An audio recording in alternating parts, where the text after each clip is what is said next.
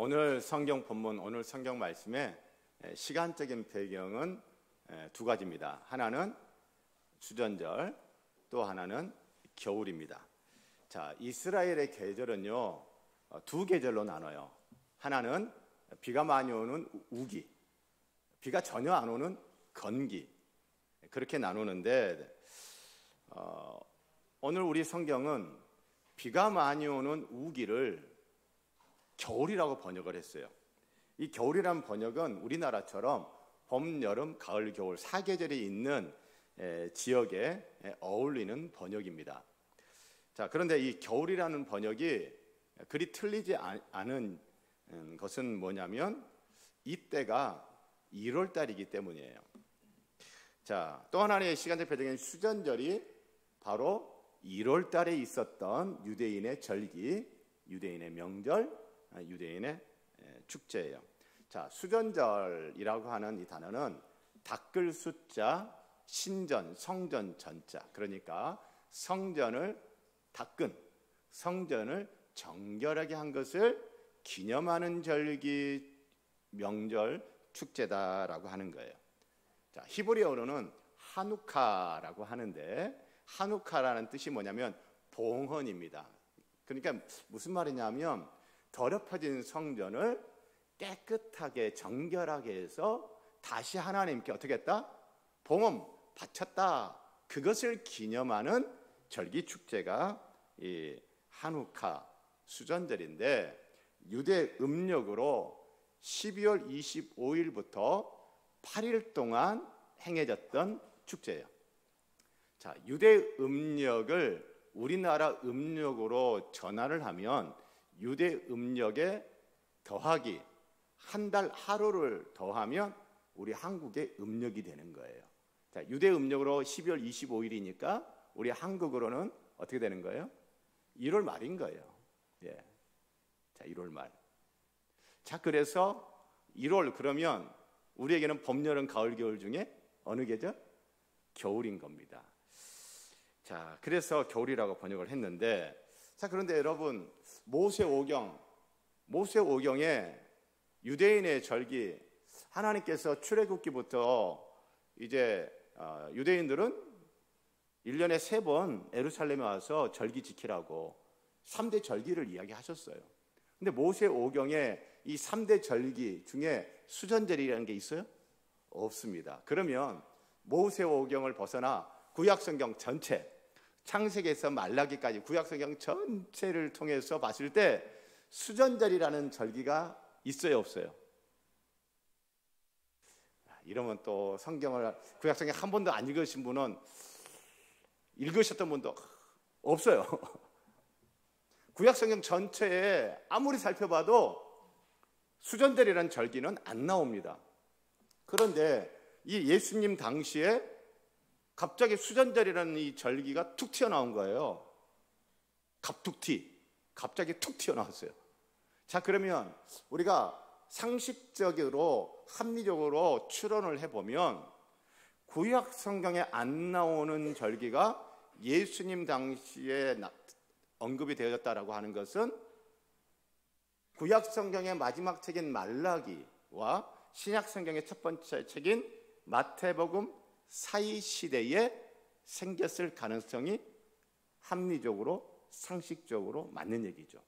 자, 이것을 구약과 신약, 신구약 중간 시대라고 얘기합니다. 자, 그러니까 이 수전절이라고 하는 유대인의 이 명절 축제는 신구약 중간 시대에 생긴 명절인데 그것을 지금 예수님 시대에도 유대인들이 지키고 있는 거예요.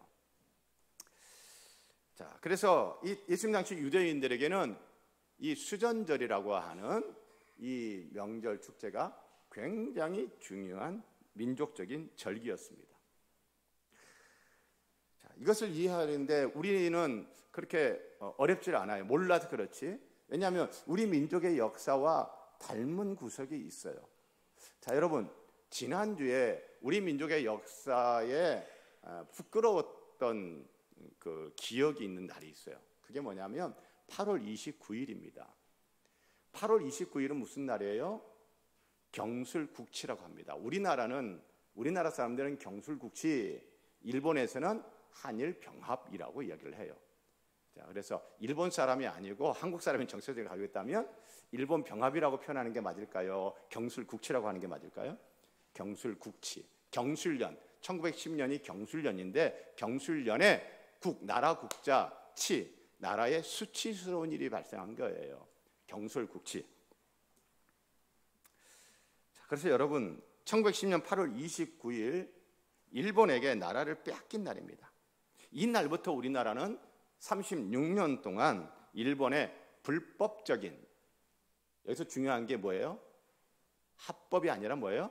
불법적인 강점을 받게 됐죠. 강점이라는 게 뭔 말인가요? 남의 나라의 영토나 물건을 강제로 빼앗아 차지하는 것을 강점이라고 하지 않습니까? 자, 우리 민족의 역사학자 중에 신채호 선생님이 계세요. 우리 민족의 역사를 한반도에서 국한되지 아니하고 저 멀리 북쪽 만주벌판까지 크게 확장한, 그리고 고구려의 역사, 발해의 역사까지 다 발굴해가지고 우리 민족의 역사를 한반도를 벗어나 저 드넓은 만주벌판까지 쫙 확장시켜줬던 역사학자가 신채호 선생님인데, 신채호 선생님이 조선혁명선언이라는 책에 맨 처음 문구가 뭔지 아세요?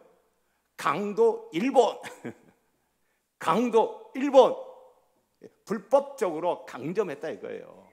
그래서 그 조선혁명선언을 보면 매 단락마다 첫 구절이 강도 일본, 강도 일본 이렇게 하고 있어요. 자, 그렇게 우리가 일본에게 경술국치를 당하고 다 빼앗겼어요. 그러다가 1930년대 후반에 일본이 하나의 구호를 내겁니다. 어떤 구호를 내걸어요? 내선일치. 내는 뭐예요? 안내자. 이게 안내죠. 자기들이 일본 사람이 일본이 내예요. 선은 뭐예요? 조선. 일본과 조선이 일체 하나다라고 하는 구호를 내걸고 그리고 정책을 시행을 하는데, 일본 입장에서는 내선일체지만 우리 입장에서는 뭐예요? 민족 말살 정책이에요. 우리 민족의, 우리 나라의 정체성을 아주 깡그리 없애버리려고 하는 민족 말살 정책이죠. 조선을 일본화하는 것, 조선 사람을, 우리나라 사람을 일본 사람처럼 되게 하는 것, 만드는 것, 그게 내선일체예요. 우리 입장에서는 민족 말살 정책. 여러분, 민족 말살 정책은 뭐 어떤 것들이 있습니까? 신사참배, 창씨개명, 한글 사용 금지, 일본어 사용을 강제하는 거, 이런 것들이잖아요. 신사참배, 신사라는 게 뭐예요? 일본의 황실, 그 황실의 조상들, 또 나라의, 일본 나라의 공이 큰 사람들을 신으로 모셔놓고 제사를 드리는 것이 신사잖아요. 그 신사에 우리나라 사람들도 다 와서 어떻게 해라? 절해라 이거예요. 일본의 조상을 섬겨라 이거예요. 일본 황실의 조상 신을 섬겨라 이거죠. 자, 여러분, 우리 한국교회는 이거 받아들일 수 있습니까? 우상 숭배라고 막 저항을 했지만, 그러나 우리가 속한 교단인 대한예수교 장로회 총회는요, 결국은 이 일본의 강압에 무릎 꿇습니다. 그리고 교회가 총회적으로 신사참배를 결의합니다. 부끄러운 역사죠. 그리고 여러분, 창씨개명을 해요. 한국 이름 버리고 일본 이름으로 바꿉니다. 오늘 일부 예배 끝나고 나가면 인사하시다 한 나이 많으신 한 남자 집사님께서 그러신 거예요. 저보고, 목사님 설교하는데 그 설교 중에 창씨개명, 본인이 초등학교 몇 학년 때까지 일본 식민통치 받았는데 본인 이름이 일본으로 뭐라고 얘기하셔요. 제가 기억을 못하겠어. 제 이름이 일본 이름이 이거였습니다 하면서 어쩌고 저쩌고 하시더라고. 한국 이름 못 쓰게 하는 거예요. 일본 이름 쓰게 하는 거예요. 그리고 우리나라의 언어인 한글을 못 쓰게 합니다. 교육을 못하게 하고 일본어만 사용하도록 강제했어요. 여러분, 우리나라의 이 정체성 자체를 완전히 어떻게 해버리는 거예요? 없애버리려고 하는 거죠. 철저히 일본화하는 내선 일체. 우리 입장에서는 민족 말살 정책. 여러분, 그래서 더 강력한 저항이 일어나지 않습니까? 더 가열차게 독립투쟁하고 독립운동하잖아요. 얼마나 가열차게 독립운동을 했는지 몰라요. 강력하게 저항하면서. 그리고 일본이 태평양 전쟁에서 패전하고 일본이 패망합니다. 우리의 가열찬 강력한 저항 독립운동의 투쟁의 결과, 그리고 일본의 패망이 합쳐져서 8.15 광복이라고 하는 민족의 경사를 맞이했었죠. 바로 여러분, 이 수전절이 바로 우리에게서는 8.15 광복과 같은 날인 거예요. 뭐냐면 이제 다시 유대 역사로 돌아가야 되는데, 우리가 학교에서 배웠던 세계사에 알렉산더 대왕이라고 알고 있잖아요. 알렉산더 대왕이 지중해 연안과 고대 근동 지역을 차지하는 거대한 헬라 제국을 이루었습니다. 그런데 갑자기 젊은 나이에 알렉산더 대왕이 죽어요. 그리고 이 거대한 헬라 제국은 4개의 나라로 나눠집니다. 그런 이 4개의 나라 중에 이 유대인들이 사는 이 가나안 땅에 영향력을 행사하는 2개의 큰 나라가 있었어요. 한 나라는 남쪽에 있는 애굽에 기반을 두고 있는 나라예요. 그 애굽에 그 기반을 두고 있는 프톨레미 왕국이라는 나라, 그리고 북쪽에 시리아 쪽에 기반을 두고 있는 셀루쿠스라고 하는 나라, 이 두 나라가 가나안 땅을 두고 쟁투를 벌이는 겁니다. 애굽 쪽이 힘이 세면 어떻게 되는 거예요? 프톨레미 왕국이 가나안 땅 유대인들에게 영향을 많이 미치는 거예요.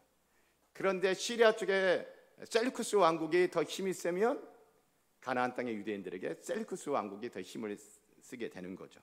그러다가 주전 198년부터 이 가나안 땅 유대인들은 시리아 쪽의 셀루쿠스 왕국의 지배와 통치를 받게 됩니다.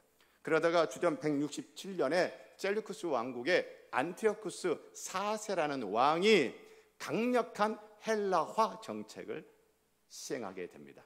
우리 한국 사람을 일본화하는 것처럼, 민족 말살 정책 펴는 것처럼 유대인들에게 강력한 헬라화 정책을 펼치는데, 그런 내용이 어떤 것들이냐면 예루살렘 성전에서 매일 하나님께 제사를 드리는데 매일 제사 폐지, 그리고 성전 제단에 그리스 제우스 신상을 예루살렘 성전 제단에 제우스 신상을 갖다 세웁니다.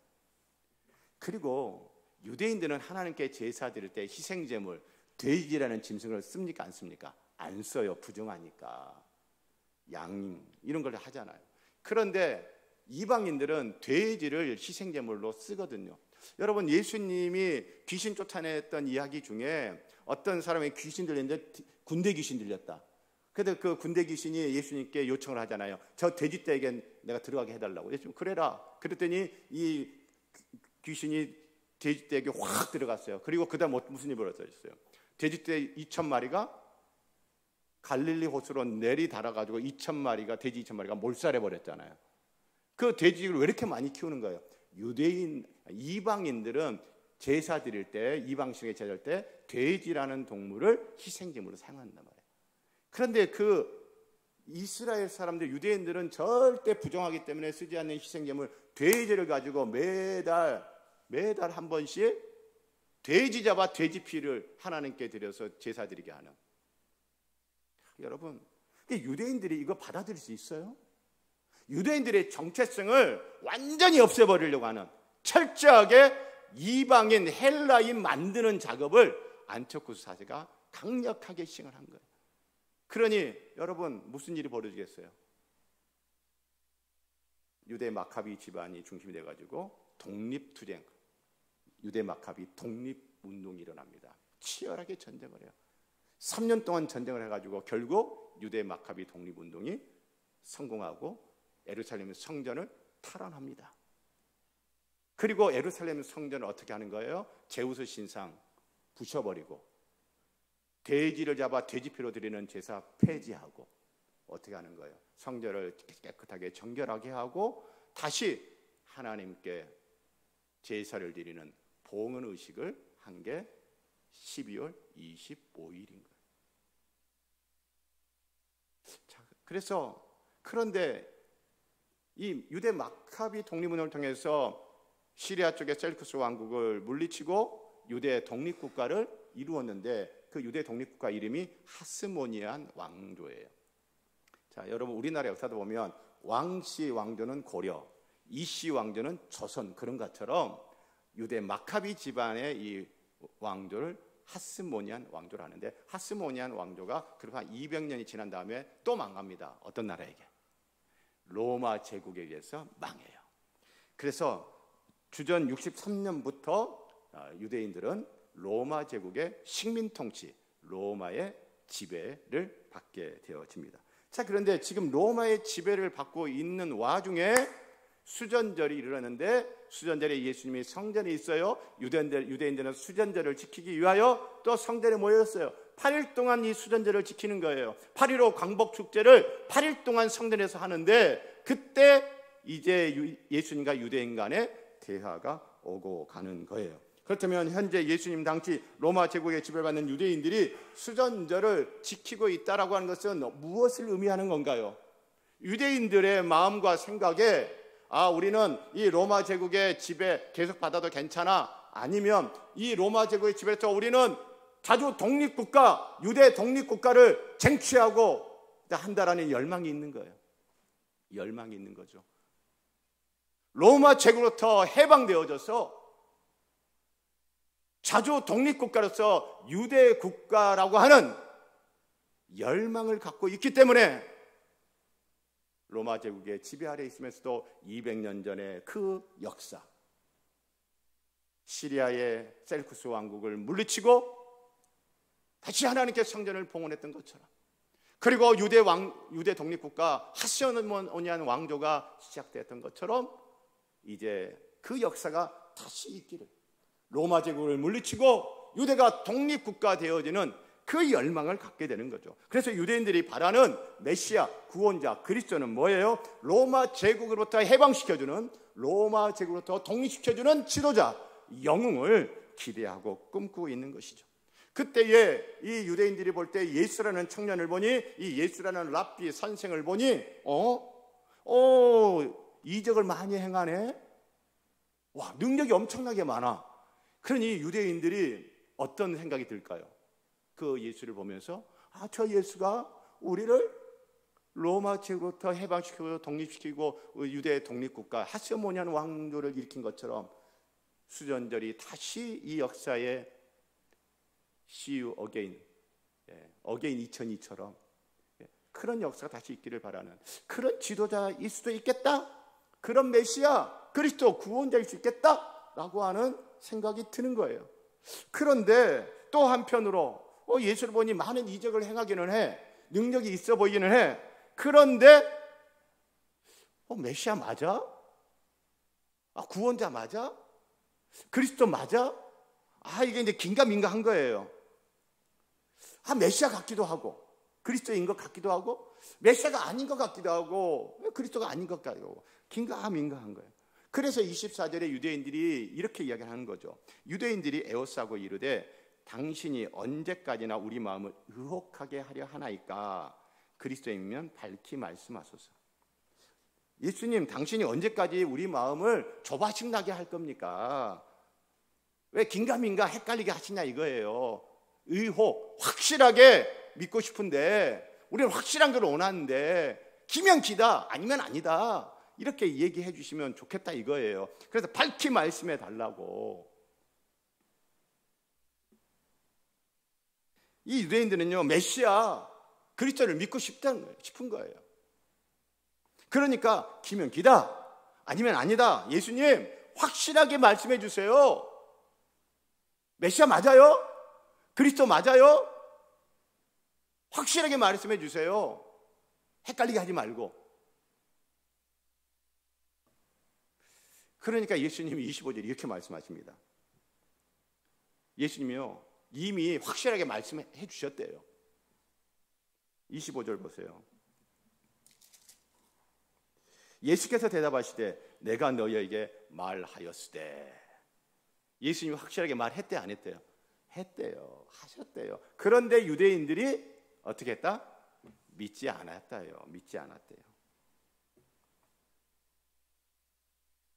자, 여러분, 이건 우리가 살다 보면 뭐 가끔 겪는 일이긴 한데, 뭐 가정에서나 학교에서나 뭐 일터에나 교회에서, 자, 한 사람은 확실하게 말을 했대. 근데 한 사람은 들은 적이 있대요, 없대요?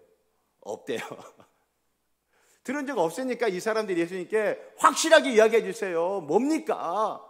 그리스도 맞습니까? 아닙니까? 확실하게 해 주세요. 예수님은 말을 했어. 근데 이 사람들은 못 들었대. 안 들었대. 그래서 확실하게 얘기해 달라는 거잖아요. 자, 여러분, 예수님은 말씀을 하셨는데, 분명히 말씀하셨는데 이 사람들은 지금 안 들었다. 확실하게 얘기해 달라. 왜 이런 일이 벌어지는 거예요? 이건요, 그들이 자기가 믿고 싶은 것을 믿으려고 했기 때문이에요. 예수님은 자기가 믿고 싶은 것을 말하지 않은 거야. 그래서 예수님은 분명히 말씀하셨는데 그게 들려요, 안 들려요? 안 들리는 거예요. 그래서 이렇게 말씀하시죠. 27절, 내 양은 내 음성을 들으며. 이 사람들은 예수님의 음성 들은 거예요, 안 들은 거예요? 안 들은 거 뭐예요? 그들은 자기가 듣고 싶은 것만 듣는 거예요. 자기가 듣고 싶은 것만 들은 거예요. 예수님이 A 했는데 이 사람들이 듣고 싶은 거는 A예요, B예요? B야. 머릿속에는 B밖에 없어. 가슴속에는 B밖에 없어. B만 막 생각하고 있는데 예수님이 A를 이야기해. 들려요, 안 들려요? 안 들려. 여러분, 이게 2000년 전에만 있는 일인가요? 예수님을 믿고 하나님을 믿고 교회를 다닌다고 신앙생활 하는 저와 여러분들은 어떤가요?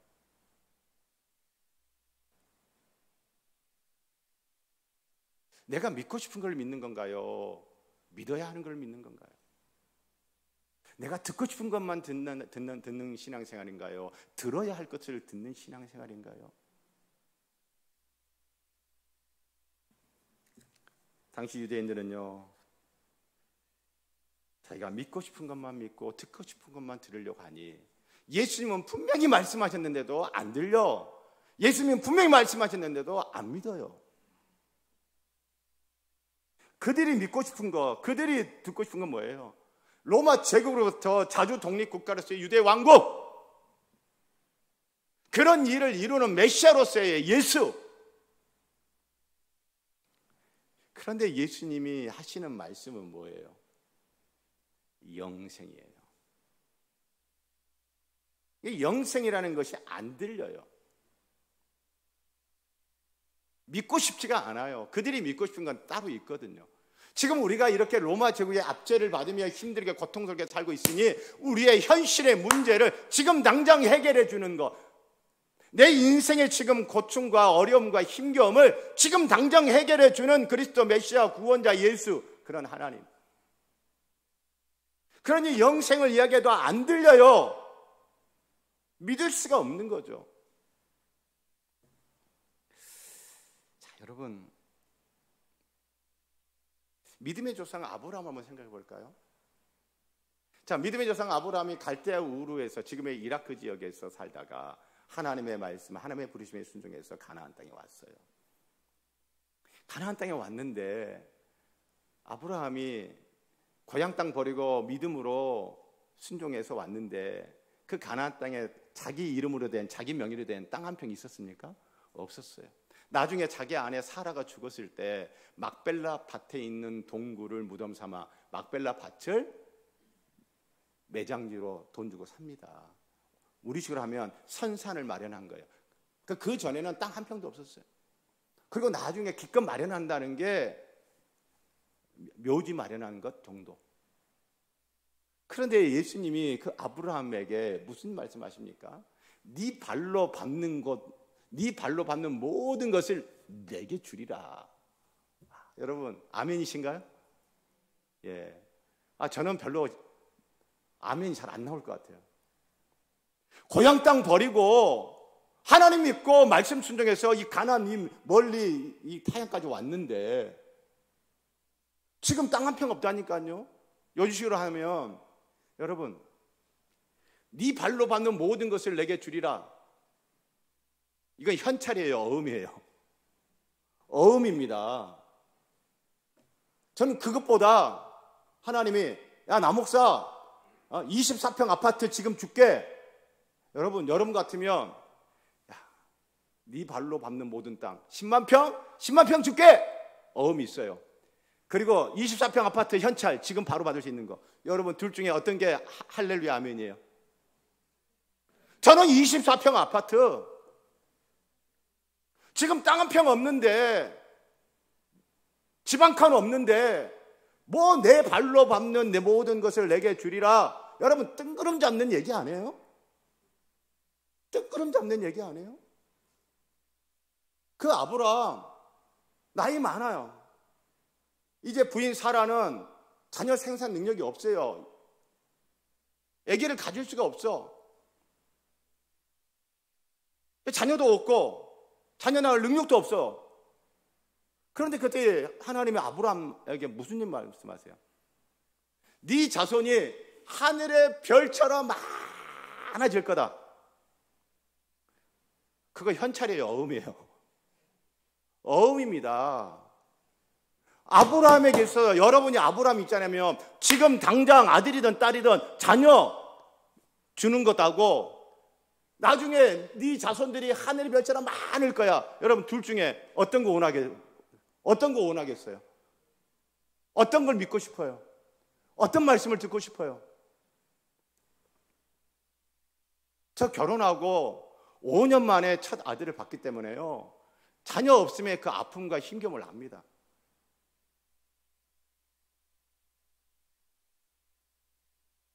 지금 자녀도 없고 자녀 낳을 능력도 없는데 무슨 뜬구름 잡는 얘기를 하냐고요. 하늘의 별처럼 네 자손이 많을 거다. 하나님이 하시는 게 그런 거예요. 지금 예수님이 지금 그런 거예요.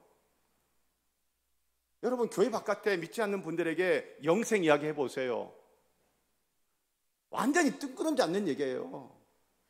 저 예수쟁이들, 저 기독교인, 저 교회는 목사는 한다는 얘기가 뜬구름 잡는 얘기도 하고 있다고. 현실성이 전혀 없는. 믿어요? 안 믿죠. 그런데 이런 분들이 교회 안에 보면 또 있어요.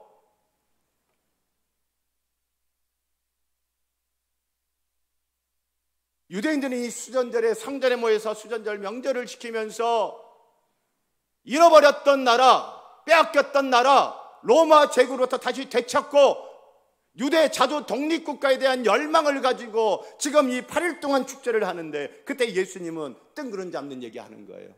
영생. 안 들려요. 지금 내 인생의 문제는 돈 문제고, 지금 내 인생의 문제는 자녀 문제고, 지금 내 인생의 문제는 건강 문제고. 그런데 영생 뜬구름 잡는 얘기 같은 거예요. 안 들려요. 안 믿어요. 믿고 싶은 거 이야기해달라 이거예요. 듣고 싶은 거 이야기해달라는 거예요. 자, 그런데 여러분 그 주님의 말씀 계속 보면 28절에 내가 그들에게 영생을 주노니 영원히 멸망하지 아니할 것이요. 멸망이란 말을 왜 해요? 나라는요 망하기도 하잖아요. 그렇죠? 이 나라가 회복되는 유대 독립국가에 대한 열망이 분출되고 있는 이 수전절에 멸망이라는 단어를 쓰는 거예요. 나라는 망하기도 한다. 여러분 그 뒤에 28절 내가 그들에게 영생을 주노니 영원히 멸망하지 아니할 것이죠. 또 그들을 내 손에서 뭐 할 자가 없다? 빼앗을 자가 없다. 나라는 빼앗기기도 해요. 여러분 돈이란 게 뭡니까? 돈은 있다가도 없고 없다가도 있죠. 돈을 벌었다가 돈을 빼앗기기도 해요. 빼앗겼다가도 다시 되찾기도 해요. 돈은 있다가도 없고 없다가도 있고. 건강도 어떻습니까? 건강을 빼앗기기도 합니다. 건강을 잃기도 합니다. 명예가 하루아침에 땅바닥을 칠 때가 있습니다. 모든 명예를 잃어버릴 때가 있습니다. 등등. 그러나 여러분, 예수님이 그 수전절에 모여서 인생의 이 나라의 당면한 현실적인 문제를 해결해주는 구원, 그 메시아 그리스도 구원자에 대한 열망을 가지고 있는 그들에게 나라는 멸망할 수 있으나 내가 주는 영생은 영원히 멸망하지 않는다. 할렐루야. 나라는 빼앗기기도 하지만 영생을 가진 사람은 절대 빼앗기지 않는다. 할렐루야. 그 이야기 하시는 거예요. 나라는 망하기도 하나 예수님이 주시는 영생은 영원히 멸망하지 않습니다. 나라는 다른 나라에 빼앗기기도 하지만 영생을 소유하는 사람은 그 누구에게도 빼앗기지 않습니다.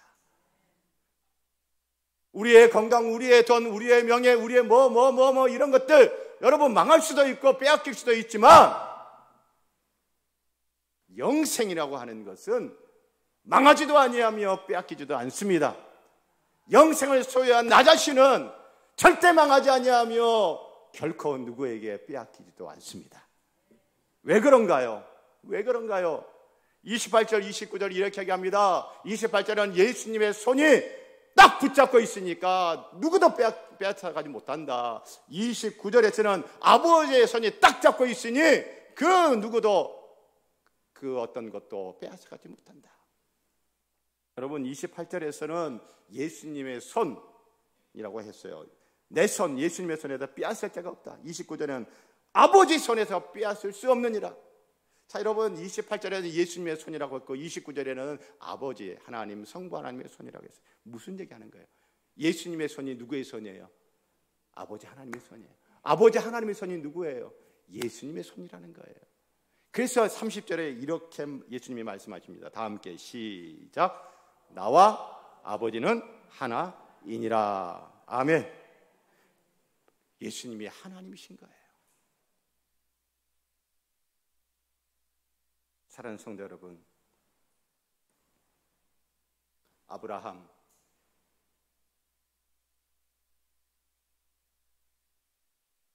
땅 한 평 없었습니다. 자식 한 명 없었습니다. 하나님은 뜬구름 잡는 얘기 막 하십니다. 네 발로 밟는 모든 건 내게 주겠다. 네 자손의 하늘의 별처럼 많을 것이다. 그런데 아브라함이 하나님을 믿습니다. 하나님을 믿으니 이게 놀라운 거예요. 이게 믿음이에요.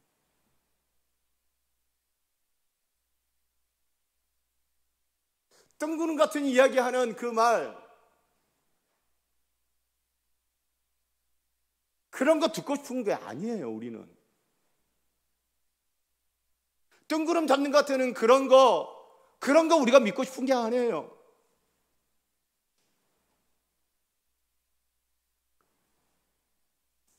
아브라함도 그런 마음이 안 들었을까요? 그런데 하나님을 믿습니다. 왜요? 내가 믿고 싶은 거, 내가 듣고 싶은 거, 그게 가장 확실한 것이 아니에요. 있다가도 없어지고 없다가도 있고 하는 것이 나라요, 돈이요, 명예요, 건강이요, 이런 것들이잖아요. 어떤 분은 자식을 믿어요. 자식이 가장 확실한 것처럼 꿈 깨야 됩니다. 자식이 가장 확실하지 않아요.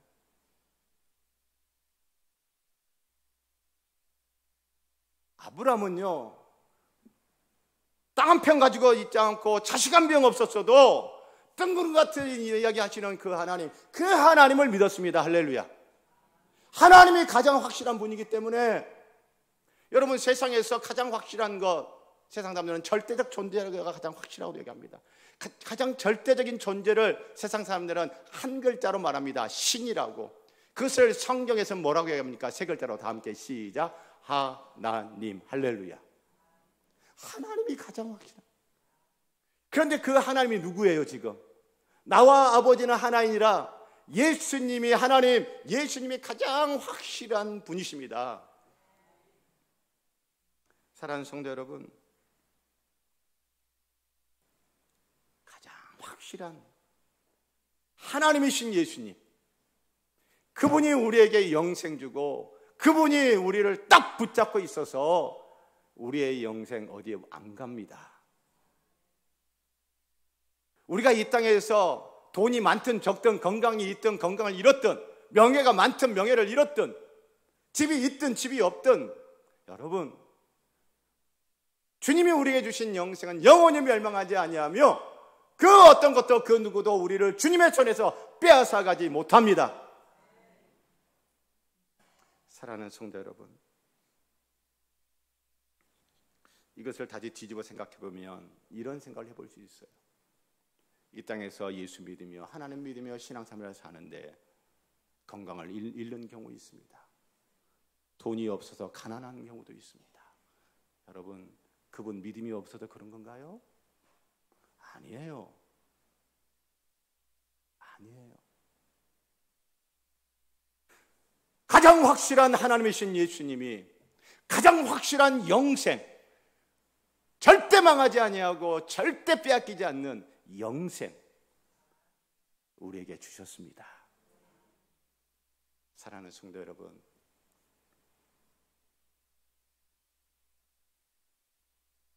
확실한 것을 믿고 싶어 했던 유대인들, 그들이 믿고 싶었던 것, 그들이 듣고 싶었던 것, 그게 확실한 거였나요?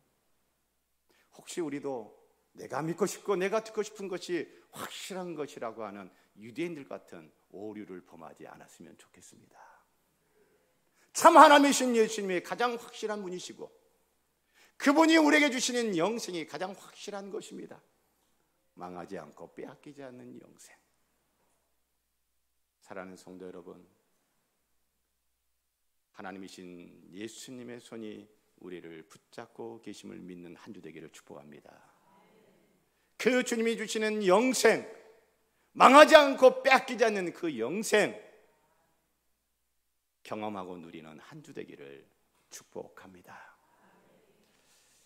하나님 아버지, 확실한 것을 믿어야 되는데 내가 확실하다고 생각하는 그것이 아니라 가장 확실한 하나님이신 예수님, 그리고 그분이 주시는 영생, 그리고 주님의 손에 지켜주심, 돌보아주심, 이끌어주심 믿고 또 영생을 경험하며 영생을 누리는 한 주이기를 원합니다.